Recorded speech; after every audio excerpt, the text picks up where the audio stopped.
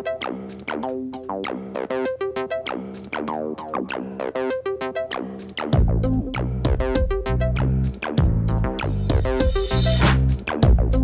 poppin', everyone? Welcome to another episode of Remember When. My name is Jose. With me today are my boys Amir and Johnny. Say what's up, guys. Yeah. What's good? What's up, y'all? Hey, boys. Hey, man. And hello to all of our listeners. For those of you that are new, we are the Remember When podcast. We talk about 90s to mid-2000s nostalgia and, just add a little bit of our own flavor on it. For those of you that are returning, welcome. We missed you so very much. Welcome back. We love y'all, man. We love you so much. Sit back, grab a snack. Yeah. Grab a beer. Do you guys have a favorite snack? Or at least favorite snack that you're eating like right now? Like right now is, just one that you grab anytime you go to Wawa, Sheetz, low-key, bodegas. you can't find it usually in Wawa, but you know those wrap snacks? Where it has like the artist the wrapper on them on and it? everything. That's Bruh, crazy. I don't know why. I always mess with like salt and vinegar chips, so I mess with like the little baby ones because it's just basically over-seasoned salt and vinegar. I fuck with that shit. I ain't gonna lie. Dang, the wrap snacks is such a good pick. I would have never thought to choose that one. That's really good, actually. Where the heck do they sell those? I've never seen them. You gotta go to like I say the poppy store, so like the Hispanic stores, like the small like corner stores that you usually find in like cities or like general areas. Your bodegas. Yeah. Gotta go with the outreaches and shit. I ain't gonna lie, I've been rebounding on Oreos, dog. I haven't had them Johns in years, but recently I finally had like a regular one, just regular Oreo, and I'm like, yo, goddamn, this is crack, bro. This is good, man. Dip that John in milk. It's game over. I'm gonna get fat again. Oh. It's over at this point. It's wintertime. Just call it bulking. Yeah, it's bolting. I'm hibernating. Hibernating. That's crazy. I'm a big fan. So it's a Nature Valley bar, but it's a wafer base is what it is for the bar. I don't know if you guys have tried them. They're like relatively newer, but with the wafer base, man, those things are incredible. And I'm a big fan of those Hillshire Farms like snack trays. It's like a toasted round, your meat and like cheese. It's really simple, but it's like a good like protein charcuterie type of snack. You said like what, cracker and meat with that sounds like a Lunchables meal or something. I would say like a more adult Lunchables because like it actually like tastes semi-real. Okay. Not like a Lunchable where like you literally are feeding like chemicals in your face. Yeah. It's honestly, I think of a Lunchable like grabbing a can of Cheese Whiz and just dumping that shit right in there. That's real cheese, right? Oh, yeah, of course. Yeah, of course. Yeah. Made with real queso. Real cheddar. It's like when people get them like booty-ass cheese slices, like that's orange and it just somehow doesn't melt in the... It's real cheese, bro. You ain't fucking with it? No, I ain't fucking with it, bro. Hasn't killed me yet, so it's got to be real. It's got to be. That's a great way to live. So before we dive into our topic of today, I have to ask you guys one quick question. Who is your favorite toon of all time? Tom and Jerry. I'm putting them both together. And Jerry. Oh, okay. Tom and Jerry. Both together. They're the dynamic duo. I know I'm cheating, but I don't care, man. Tom and Jerry, I've always grown up with them. I love Looney Tunes, don't get me wrong, but Tom and Jerry is what I grew up with. That's the alley I mess with. And it's multi-generational. So I absolutely get that. Still going to this day. Yeah, to this day. But here's the thing. It's a timeless classic, the comedy, the slapstick style that they do. It's just perfect. It really is. How about you, Amir? Probably Roadrunner. Roadrunner. Can we hear your best meat? Meat. That's good. That's pretty good. That's pretty good. You got to be a voice actor. I don't know. I just fuck with that cartoon. It just had goofy stuff like the classic, like, oh, I'm across on this other cliff and he just pulls it right over. Stupid shit like that. I fucked with it. So just Roadrunner or Roadrunner and Coyote, like together? Nah, definitely the pair. Okay, yeah, them collectively. All right. I would have to say Daffy Duck, and the biggest reason, Duck Dodgers. Yeah. Duck Dodgers of the 24th and 1/2 century. Yeah. Bro, they went hard on that thing for no reason. Put his soul in the century. Yo, and he was the Green Lantern when he got the Green Lantern ring. To this day, that's one of my favorite episodes. They were like, say the oath. He was like, in darkest day, I pledge allegiance to the flag, yada yada. That was one of the greatest things ever. I love it. If I had a favorite Looney Tune, it'd be Daffy. Daffy. Daffy's a classic. I love Daffy so much. And every like live action like Looney Tune movie, like literally Looney Tunes Back in Action or Space Jam, he's just perfect. I literally love Daffy so much. But we're going to see a whole bunch of other tunes though in Who Framed Roger Rabbit? Roger Rabbit. Yeah. Based on the book, Who Censored Roger Rabbit? You know, I did not know about that book until I was doing research for this episode, I had no idea that was a thing. Same. I had no clue either. I thought it was just like, it just came out. That was in Disney Vault for a while. But then it was like, oh, let's just put it out. Didn't know it was based off a book. And I didn't know how different that book was either. The book had doppelgangers, it had genies, it had a lot more murderous intent and honestly higher adult themes, if you can even believe it. It was way darker. Yeah. I don't know. This movie had plenty of adult themes. It did, but the book was, honestly, go read the book for yourself because my words won't do it justice in terms of like how adult rated that book really is. Or just look up like Spark Notes or whatever. Like look up a summary because it's significantly different how different from the movie it is. But yeah, this ain't about the book, it's about the movie. Yep. And there will be spoilers ahead. So if you have not watched it, please, for the love of God, listen to my voice right now, like I'm God right now, talking to your ear. You better go watch Roger Rabbit right now. Don't let us. If you have never seen it, don't let us spoil it, please, please. Think of the children. I believe it's free on Disney Plus if you have a subscription. That is free. Yeah, quotation. Free. Or you could go on. I'm not saying, Sorry, side note. One thing that used to kill me in our high school was, do you remember the Students Help in India Club? Whenever they would do the promotion or the fundraiser, they'd be like, $5 free pizza. $5 free pizza. That was the way they promoted every single time. $5 again, free pizza. That's the best oxymoron I've heard. It worked, though. It did work. They ended up building a well in India. Oh, I thought they built a wall. They built a wall. They built a wall. $5. Keep them out. Get a wall. That's crazy. All right, John, do you want to give us a breakdown of Who Framed Roger Rabbit? Well, I ain't gonna say yet Who Framed Roger Rabbit, but in the beginning, you don't really know. It's like at the beginning, all you get is a cartoon. Baby Hermit with Roger Rabbit. It's like, this is like a Looney Tunes cartoon, like something you would see on like Saturday morning or something. And then finally, like the cartoon ends, and then all of a sudden, we're in live action. This is a universe where toons and humans coexist. They got a whole toon town, they got human world, and there's like they all coexist and everything's all good together. Now, it's pretty cool. Toons are in the world. What wacky hijinks are we gonna be having? Well, those wacky hijinks involve murder, drug abuse, alcohol, and a lot of murder. Identity theft, fraud. Patty cake, cheating, patty cake, lottery, burglary. But yeah, it's a whole world with toons. You got all your favorites. You got Yosemite Sam, Roger Rabbit. He's the main character after all. You got Mickey Mouse, Bugs Bunny, Daffy Duck, Donald Duck. Everybody's there. Droopy, Woody Woodpecker, Minnie Mouse. All of them. Literally everybody. Everybody from the Warner Brothers line and everybody from the Disney line, all combined together. And you're like, what the hell? How is it even possible? A lot of background bullshit. But meanwhile, this story is all about Eddie. Eddie is a private detective, and he mainly works with the toons. He used to have a brother named Teddy. I think his name was, Teddy. I thought it was Luigi. Luigi? Oh, no, that's different. And I know you're joking, but you low-key right. Because the main lieutenant played by Bob Hoskins of Super Mario Brothers fame. I mean, it's probably more he's more known for, but that's how we know him. That's how we know him. He's our homie, yeah. Big fan. Mario! But he is a private detective who helps the toons, but his brother Teddy, 5 years ago, got killed by a toon. So he's depressed. I mean, who wouldn't be depressed? Your brother got killed. Y'all used to be a dynamic duo.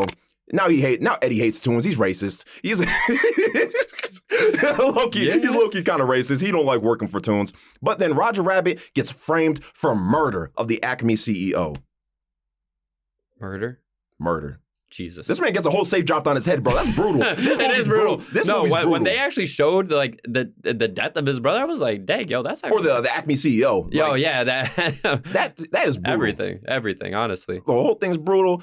Then Eddie has to go help Roger Rabbit against his will, but maybe he will find a sense of humor in the end. Maybe he will. Maybe. But in the meantime, hijinks. A bunch of whole hijinks.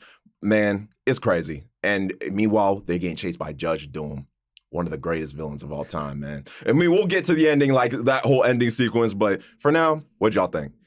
Yo, really great movie. I thought it opened up really strong, actually. So you get the cartoon in the beginning, like Johnny was saying, and it actually just, feels like a fun Saturday morning cartoon. And then it gets like turns adult real fast. Like, it really does. So RK Maroon of Maroon Cartoons, basically that's the agency that Roger Rabbit is the star of, that he falls under. He ends up hiring Eddie Valiant, and Eddie, he's saying, hey, Eddie, so there are rumors that, Roger's not performed too well because his wife, Jessica Rabbit, is, doing some hijinks, Mm-hmm. I need you to go spy on her, give me proof that, like, she's up to something, to some debauchery, some shenanigans. Yeah. Daughtery. Some daughtery. Being a ragamuffin. Yeah, so he ends up hiring him, and you get a nice little scene with, like, Dumbo the elephant. You get to see that, like, Eddie really does fucking hate toons with a passion. And it's a really strong opener, right? And, there's not too much there, but, like, enough where you're like, okay, there's some substance. And then, like you said, it starts getting deeper and deeper real fast. Real quick. And like you said, it gets adult quick. I mean, the first thing I remember me and Mir, we were watching the movie together, and we were both, and when the baby Herman, because baby Herman, he may look like a baby. That's like a 48-year-old man in a baby suit. Like, With a cigar. Yeah, smoking a cigar. And then, like, the first scene, he's literally looks up a girl's skirt, and he's like, ooh, like tongue out and everything. I was like, what the fuck? This is PG? He was like, I'm done with y'all. Ooh. Just kept going. Bro, but yeah, so Eddie's trying to find out, okay, what's Roger's wife doing? Jessica Rabbit. And god dang, bro. Damn. They knew what they were doing with Jessica Rabbit. They knew exactly what they was doing. Jessica Rabbit helped a lot of people hit puberty very quickly. Mm-hmm. Mm-hmm. A lot of preteens, a lot of adults probably hit puberty finally. They're like, damn, this is why I've been missing. Imagine you sitting there with the fam, the dad's like, hold on. I gotta go to the bathroom. She starts singing, this man sweating like Mario. Man looked like he was about to bust when this girl touched him. I forgot how early I was supposed to say strip club. So, The Gentleman's Club. The Gentleman's Club. Yeah, thank you, Amir. The Gentleman's Club. I forgot how early that scene is too, because it just comes out and you're like, whoa. Every adult's like, what? I took my kid to this movie? But every preteen was like, yeah, that's exactly what I want. And Jessica Rabbit, she's the wife of Roger Rabbit. What does she see in him? Makes her laugh. That's about it. I don't know how. I mean, maybe it's what you gotta do. Maybe that's the moral in life. Make a girl laugh, you can score anybody. Funny niggas always win, bro. Exactly. You can score 10s, 12s, 50s. Yeah, you got them all. That's how Flavor Flav gets his chicks. Hey, he said himself, a nice heart. That's all you need. Good heart. A good heart. Yeah, I'm sure that's what it is. Yeah, so one of the earlier scenes in the movie after RK Maroon hires Eddie Valiant is that they go to the club, And it's like a comedy club. It kind of is what it looks like. Or not even comedy. It's like a show club, I guess you could say. Like you said, a gentleman's club almost, right? Yeah, Daffy and Donald playing the yeah, you get rewarded with this, Betty Boop is there, which is like, that was crazy. I felt like that was like an out of nowhere, like, the, tune to throw in there. But it was really, really cool, like really special to have her in there. But yeah, you get this amazing scene with Daffy Duck and Donald where the two are just pulverizing each other while playing the piano. And it's just one of the greatest tune scenes. Honestly, I think that's my favorite scene in the whole movie. Mm-hmm. In the whole movie. It's classic Looney Tunes it's Looney Tunes hijinks with a Disney character on top of it. It's crazy. It's beautiful. Yeah. They're literally like, when I'm telling you, they're beating the physical shit out of each other as they're trying to play the piano. Slamming the top of the piano on their heads. And the scene ends with Donald. He ends up literally getting a cannon and tries to kill Daffy with a cannonball. And it goes like through the piano. The piano shuts down on Daffy. And he does this woo-hoo-woo. And, pulls him right off stage. It's amazing. And then that's where the hand rubbing happens. The lights get a little bit dimmer.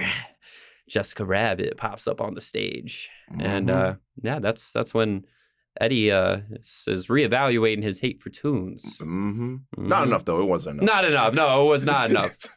But that's also when you get introduced to Mr. Acme. So Mr. Acme, he's the owner of the Acme Corporation, I believe of Toontown, if I'm not mistaken. Yeah. Yeah, so he's also the owner of Toontown. And we find out after Jessica Rabbit's performance on the stage that she's spending time with Mr. Acme. And what's she doing, bro? Oh my gosh. What? Why they make him so creepy though? This man, bro, he looked like the Six Flags old man that used to dance all the time in the commercials. And the whole time, this man was like, oh, I come here every time she performs, every single time. I don't miss it one bit. It's like this man's the most dedicated OnlyFans subscriber. Like he was like, I got to see my boo. I have to. This man like, oh. Swear to God. In real life, this man would have been Hugh Hefner. He's like, he got all them female tunes all next to him. He got with the bunny suits. Yeah, he's like, yeah, I'm the owner of Acme, baby. Yeah. His Spotify rap playlist is just Jessica Rabbit. I wouldn't be surprised if this man was like, I got a tattoo.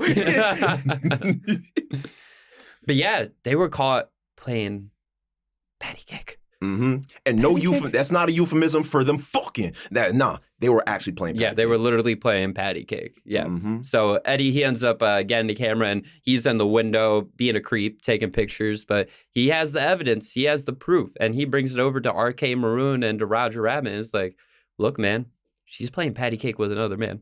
And Roger has the biggest breakdown. No, patty cake! How dare she? That whore! She's playing patty cake! I don't even blame Bull. The way that conversation went before they played patty cake, I would have been hot. What do you mean? So we gonna do the thing? Not tonight, I'm too tired. But you promised, come on, I just need it. And he's like, oh, fine. And then meanwhile, this man just snapping pics. I'm like, oh, she giving the oosh wash, like the special treatment. Well, I mean, you get the sounds in the background too, though. Ooh. Mm-hmm. Yeah. Yeah. Rated PG.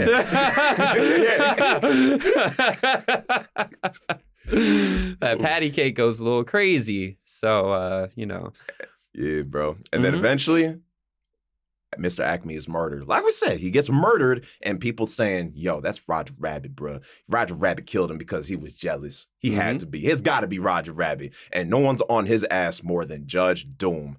Judge Doom is the greatest villain of all time. At least right greatest? now. Okay, I'm saying right now. He's the greatest villain of all time. I love this man. Debatable. Judge Doom, imagine like you know how people say, like, do you see the black hat man in your dreams or some shit? He's like the devil or something. Man, imagine Judge Doom like that, except he was more goofy, but still threatening. This man kills tunes. He's got some stuff called dip. He got dip. Got that dip. Tobacco dip. Got that dip. But this dip, if you put a tune in, they die. Doesn't matter. Anvil don't mean shit. A piano falling on their head, nothing. But that dip, it'll make them disintegrate to death. And he displays this by melting a tune like clown shoe. Yeah, clown shoe. Which, like, I'm not gonna lie, the way the clown shoe was sound, I was like, the poor little guy. I was like, that's so sad. But yeah, no, this man didn't care at all. Yeah, you just hear melts in the dip.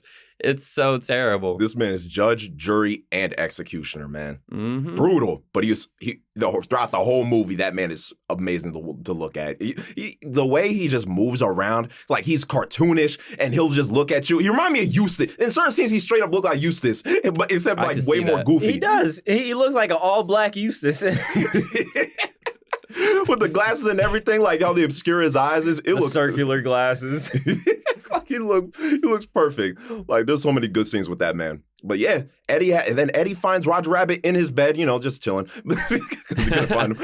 But after that, then they go on to like solve like who really killed Mr. Acme and what's going on behind like this whole conspiracy. Yeah, that's basically the whole mystery of the movie is that like who actually killed Mr. Acme and who framed Roger Rabbit. Yeah, and who is Mr. Maroon behind it, or like, what was that, Cloveleaf or something like that? It was like another company. Cloverleaf or something like that. Cloverleaf, and like, who are they? How do they factor in? It's a good, like, honestly, this movie is a good detective story. Like, from sitting down, I was sitting there like, man, I'm actually kind of interested. Like, what the fuck is going on here? Like, it's a perfect balance between like, for the adults and for the kids and for preteens, because preteens they get Jessica Rabbit, the preteens and teens, the kids they get to see all their favorite Looney Tunes characters, but adults get to see all the adult humor, like all the innuendos and stuff, and they get to see like Eddie and like maybe even relate to Eddie because his brother died, he's an alcoholic, like Man. A raging alcoholic. Yo, you see how big them glasses were? Bro. Them glasses was huge. This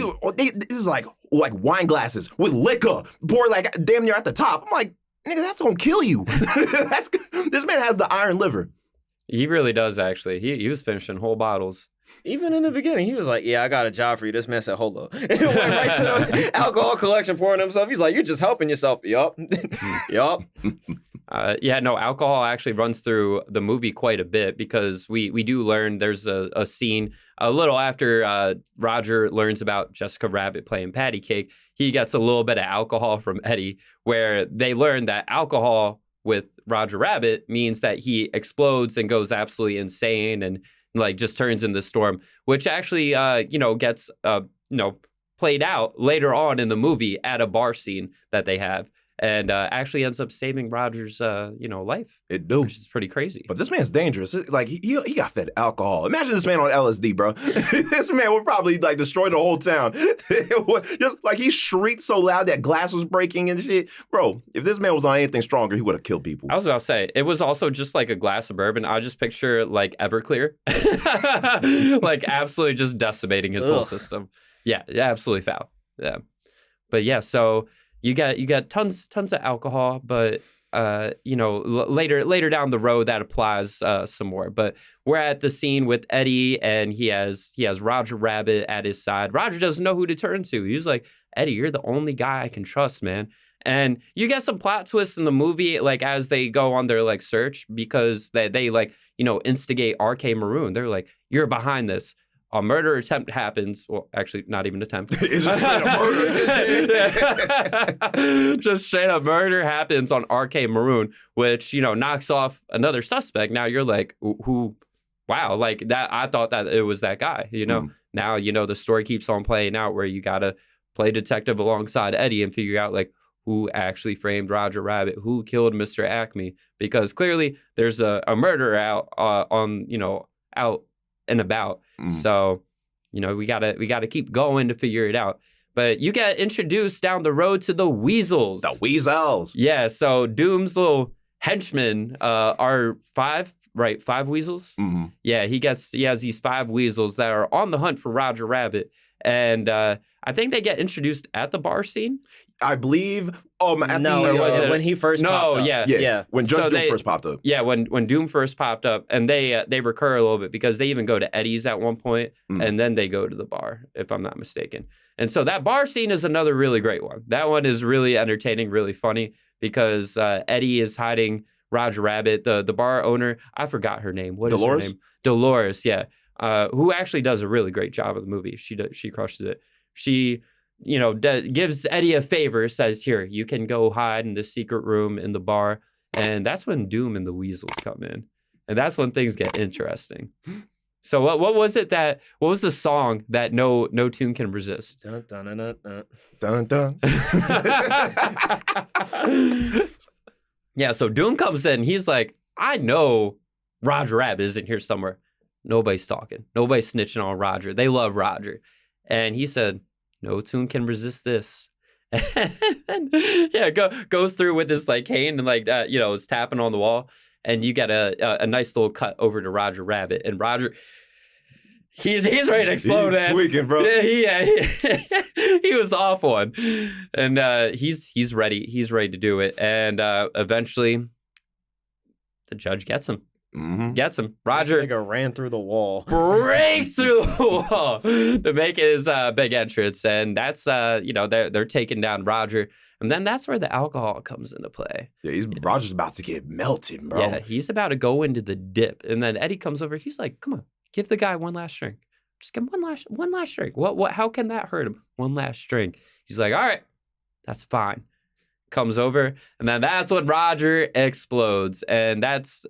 saves his life, gets him away from the good old judge, and him and Eddie go run away. Mm-hmm. Even in that scene, like I love this judge. He's probably my favorite character. Like even that scene when he was like asking her like, "Where's the rabbit?" And then the one dude's like, "Oh, I've seen a rabbit," or like he like tries to throw him off, and then judge just looks at him and goes like, he just smiles like, I don't know why. Like just looking at that, like it just made me die because you expect him to be like, oh, he's probably about to kill that man for like messing with them, but he just smiles. He's like, Oh, He's still a judge, bro. he's still the judge. Like he's just goofy. Like I love this man. Like he played it. He played it perfectly. But after that, don't they go into the taxi?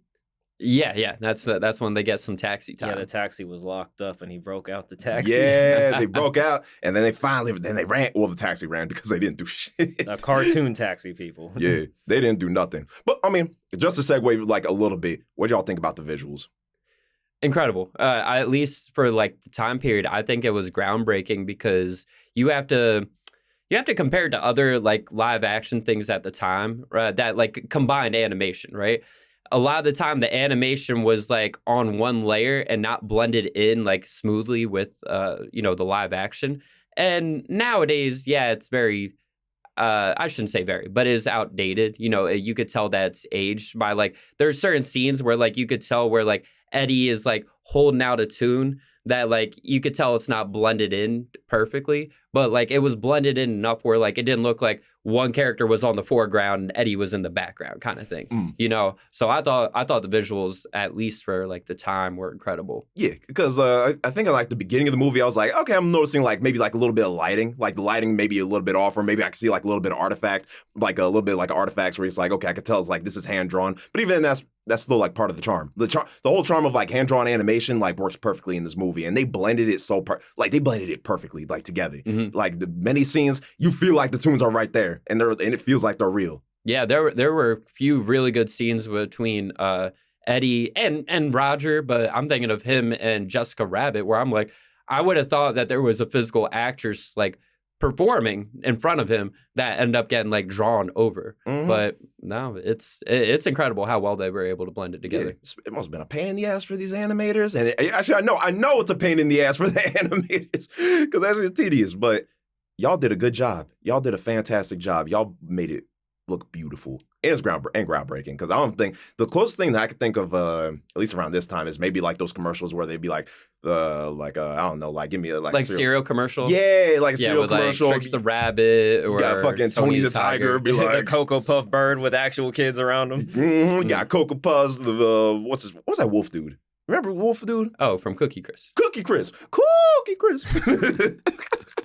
That's a real ass. Hey, that's you. I don't like chocolate. So, fun fact about Roger Rabbit is that the movie actually made 7 times its budget in the box office. Not even surprised. How incredible is that? Imagine if this movie failed. I think Disney would have shut down, bro. They'd be like, man, y'all did nothing. This is a waste of time. Is that even possible? No, I honestly, it came out at the perfect time.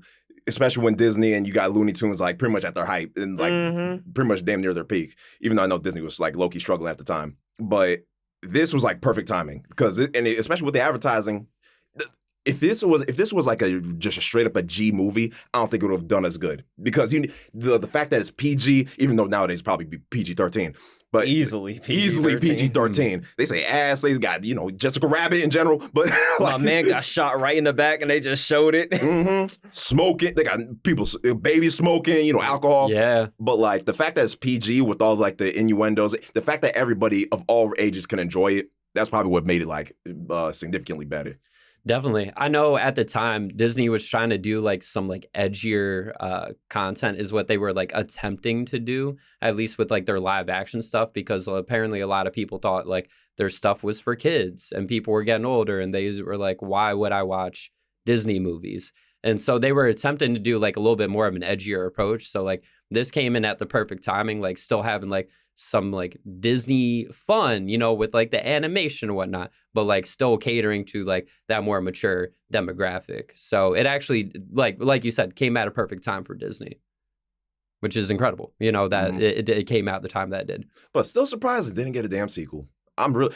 Actually, I wanted to look up because I was like, why isn't there a sequel? This movie did so good. Why isn't there a sequel? Apparently the sequel would have been like, okay... It was going to be a prequel where Roger Rabbit wants to find his biological parents. Jessica Rabbit would have been kidnapped by Nazis, and he would have to go save her, and then he would find out that Bugs Bunny was his like dad. That sounds like a good prequel. I like the Bugs Bunny as his dad thing because that just throws. I feel like that's that twist where you're just like, what the fuck? Especially if they kept Bugs with the same attitude. Remember, this man was falling, and he was like, You sure you want the spare? Yeah, I want the spare. He gave him the spare and it didn't do shit. Meanwhile, this man got the actual parachute. He's like, I told him. He was a little asshole. I just thought it was weird. Jessica Rabbit would have been kidnapped by Nazis. How are they going to depict Nazis in it? I mean, they did. They could do like how they did in the 1940s, like war propaganda. But that's so wild. That probably. I was about to say that sounds like propaganda. Why the fuck it have to be Nazis, bro? That's the kind of extreme. They could have said mobsters. They said Nazis. I feel like the licensing agreements like nowadays would have been just such a nightmare that I don't think that would ever be it's reality. impossible to do a movie like this nowadays. Yeah, that would be too difficult. And plus, apparently, with like a lot of the production and all that, this movie, so they were working on it in like 1981. And they end up scrapping it because there were like too many conflicting viewpoints, too many different issues with the animators and the directors and all. And like a lot of people didn't want to pick up the movie. They had no idea if it would even work, lack of interest. So this was like 10 years until like it could like really get like picked up. And then that's when they like started taking it seriously. But yeah, this concept, I mean, you got to think, if that's just how it is with like the first movie, yeah, obviously they see like it, the first movie had success, but if those are the kind of nightmares that they went through to make this movie reality, I don't think anybody wants to relive that. Nah. Being like, we got to go through this shit again. No, absolutely not. Nobody would want to do that for a sequel. At least I don't. I know if I were an animator, I would say, hell no. or a writer for it, no. I would hate to be an animator on this film, bro. Because I think I looked up the production techniques and like how they got the lighting, and they literally just did like, I think you said earlier that it's like layers. They put like one layer, okay, that's a sketch. Another layer, coloring. Another layer, shadows. Another layer, another highlight. So it's like you got to keep going back and forth, and especially with like 80s technology, good luck. There's no like undo. You can't do no undo button. If you fucked up a frame, great. How are they gonna fix it? Especially like certain scenes where you have just a crazy amount of cartoon characters, and you're still trying to focus on like what's going on. Like when he was trying to hide Roger Rabbit in the sink, and the weasels or whatever the fuck were in the whole time. This man has a legit gun that looked real as hell, just pointed at this man, which made me way uncomfortable because I own guns. So whenever I'm like, this thing just waving everywhere, I'm like, what the fuck? But the whole time, even the weasel was like splashing water, fucking with him. And meanwhile, the rest of the weasels were doing their own thing. That's a lot to put in for just a small scene that lasted like, 5 minutes? Mm-hmm. Then that might have taken at least a week. I mean, a week, a year. At least. That's why I said at least. Yeah. And they had much bigger scenes like towards like the very end of the movie. Yeah. I mean, hell, the car chase. Yeah, or the car chase alone. Yeah, there's so many moments, like you said, where like probably took a long ass time to make it a reality, But so going back to the movie itself, or like we're going to fast forward a little bit. Like they do a little bit of shenanigans, a little bit of detective work. All right. Roger and Jessica are captured, right? Judge has them. Eddie, he's down and like, he's basically defeated at this point. Judge is like, I'm going to kill him. I'm going to kill him. And so he has this machine where it's spraying the dip and it's going to hit Jessica Rabbit and Roger Rabbit and they're going to melt. They're going to die. They're going to be dead. But that's where Eddie remembers a certain thing. If you laugh too hard, you might die. Mm-hmm. So what does he do? He becomes a jokester. He starts, literally clowning around so that way he can make the weasels laugh hard enough to die. And sure enough, it worked. His own rhyme song. Bro, I love the beginning where he was trying to get into it because, he's so out of it. And then I think he forgot what rhymed with a certain word. And Jessica just gave him exactly walls. The cues. I think it said wall. He was like, the weasel's like, wait, that doesn't rhyme with walls. And he's like, oh, but this does. Kicks him in the balls. Kicks him right in the balls, and then kicks like the leader weasel right into the dip. I was like, shit, this is brutal, bro. This movie's brutal. My favorite one is that there's this weasel with like a straight jacket, basically. He laughs. The way he was laughing had me crying. This weasel thought he was so fucking funny. This man literally like, he convulsing, bro. Like he's throwing his back into it. He's dying. He was laughing like one of them hyenas from Lion King, bro. I don't even know what it was that made him laugh so hard. I was in tears from watching the weasel laugh so hard. I was like, I don't even know what's funny right now. But like, you are, bro, it was so contagious. I was dying that whole scene. But Jose actually died watching this movie. I literally died watching this movie. You guys are actually listening to an AI. Angel came out and everything. Hey, in the book, Roger has a doppelganger, so maybe that's like what I'm doing. Yeah, I think that's how did it work? It's like you could the way that toons work at least in the book was like it's not like they're invulnerable in the movie, but in the book, I think it was like they splice off as a doppelganger so that they can do the stunts. Yeah, they like I don't know if it's like imagine or whatnot, but basically they imagine a doppelganger. Doppelganger becomes a reality, and the doppelganger does all the stunts. That way, the actual original toon can chill and be okay. See, I'm glad they took that out because that sounds broken. Bro, they already made toons look so scary. Like the way the world building is. Like, I remember we were watching it on that Gentleman's Club, and when the cannon came out, I'm like, how bad would it be had the cannon just went to the crowd and just shot? Because they can drop safes on people, so God forbid you were around two toons fighting and you just happen to get fucked up. Mm-hmm. Yeah, so what we end up finding out, though, is that Judge, he was the one who killed Mr. Acme. Remember me, Eddie? Oh, when yeah. I killed your brother, I took just like that. Yo. Meanwhile, his eyes just... Yo, not only does like the judge, like he gets steamrolled, so that's their first it's like, oh shit, the judge is dead. But then he comes up like a toon, you're like, what the hell is happening? He blows himself back up and the eyes pop out and that shit happens. Dude. That whole last scene is why he became one of my favorites. One of my favorite like villains. It was villains. insane. It was like him flattened, bro. I did not. That gave me Courage vibes. Return to Slav. The way it was moving, it did. I didn't like that. His toon version was actually really crazy.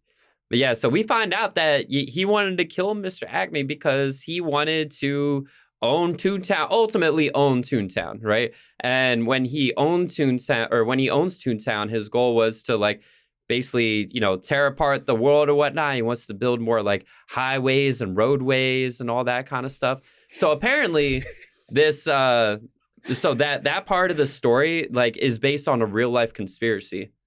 I'm not surprised because before America was desolate, like just look at Vegas before and Vegas now. Mm-hmm. You got to make way for a lot of those transportation routes and everything. And it killed me in his explanation. He was like, you're thinking too small, fam. Highways, this is what we're talking about. You're talking about business. He's like, how the hell do you even get money from that?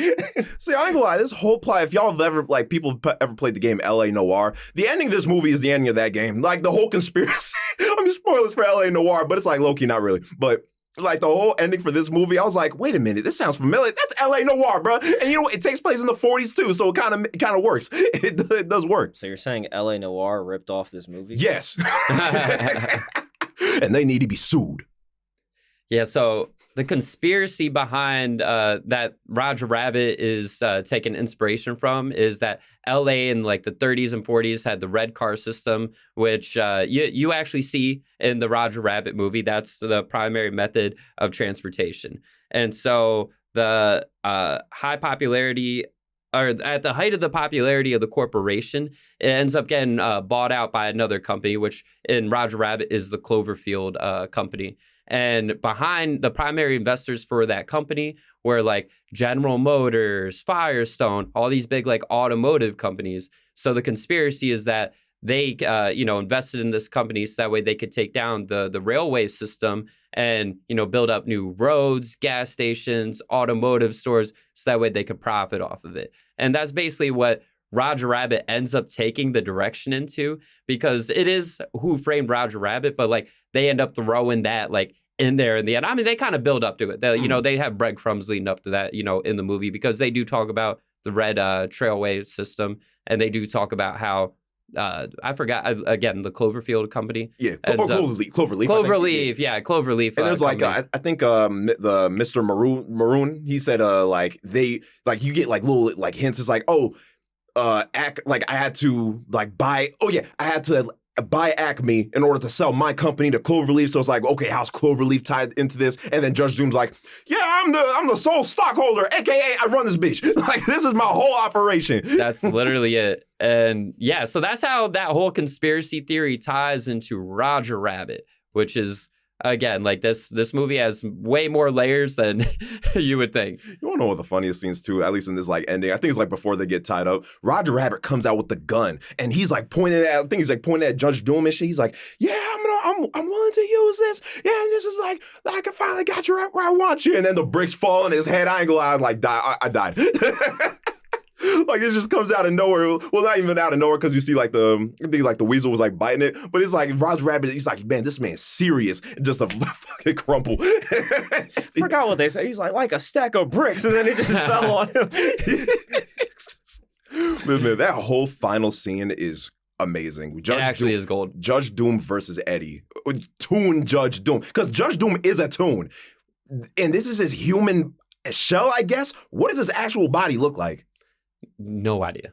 I mean, that was technically his actual body. The toon form would be his actual body, right? When he got flattened, remember, he got stuck on that, and the whole time he was like, oh, hell no. Nah. And then by the time he flattened, he was like, well, the secret's out. I'm going to just start wilding. Yeah, but I wonder, since the eyes were fake, maybe the skin's fake. So maybe there's actually like a toon under that skin. Like maybe he killed the man. What the hell? Maybe he killed the man and He's not a skinwalker, bro. Like, maybe he did.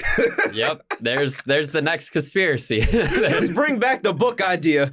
Shit. It would have been a great twist. It feels like Judge Doom is Felix the Cat or some shit. That'd be crazy. I think it would be cool if he was like a legitimate toon, though. Mm-hmm. It was Yogi Bear the whole time. They killed Baboo. They killed Baboo. I'm trying to think. I'm gonna take your picnic basket. Who would be an These damn evil toons. toon that could actually play that role? Foghorn Leghorn. I'm playing. You damn boy.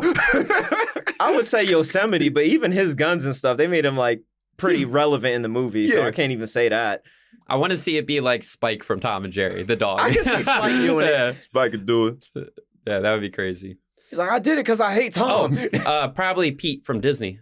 Pete. Yeah, because he's played as a bad guy like on almost every rendition. See this, but Pete is like, I don't see Pete killing the motherfucker. Not at all. This man melting other toons. He's like killing actual human. He killed both sides. He don't even care. Yeah, he's got to be someone nefarious. E for everyone. Yeah, I think Johnny said it earlier. Yeah, he literally was. So earlier in the movie, they talked about Eddie's brother's death. You know, and they described the man saying how he had red eyes and had a high, squeaky, high pitched voice. And you know, when Judge reveals that he's a toon, he fits that description. Killed his brother with the piano. Yep. And then he was about to kill this man with a buzzsaw. This man, the way he jumped and leaped towards him with his eyes looking crazy and him smiling, you're like, dog, I love that final scene. Man turned into Jeepers Creepers. Yo, it was beautiful. But then, does Eddie win? No, Eddie dies. Eddie gets cut up. Toontown gets destroyed. The end. Yep, the end. It was a pretty sad ending. Yeah, but I'll give it a 10 out of 10, though. It's pretty daring. Shout out capitalism. Capitalism. Yeah, shout out capitalism. Shout out capitalism. Capitalism wins at the end of the day. Yeah, it kills me because when they revealed that plan, I was like, that's not far off from what actually occurred. Like, at all.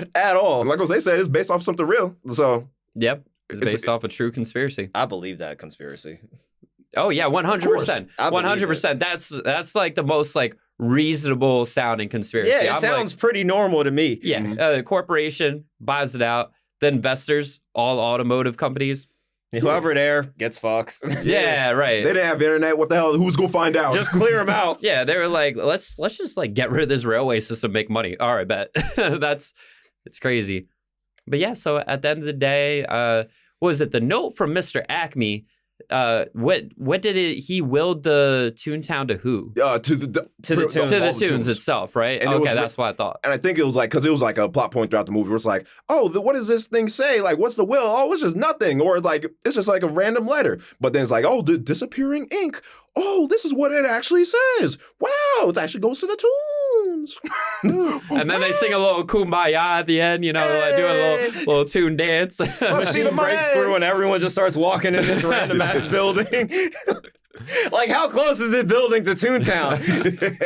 This shit is in Toontown, might as well. But yeah, so that is Who Framed Roger Rabbit. A really, really well done blend between animation, live action, an interesting plot to say the least, with actually a fairly decent detective story. Pretty good, honestly. Like, man, surprised I love this film. How much I love this film. I remember catching it back. This is like the first time I've actually like sat down and like watched the whole thing, because the other times I think I would like flip through the channels and I saw Jessica Rabbit. I was like, wow. Then once you got off screen, I was like, okay, I'm not watching this. This is like live action bullshit. Like this looks like a fake movie. But that Jessica Rabbit, she real. She real in my mind. She real. She real, man. She real in my dreams, man.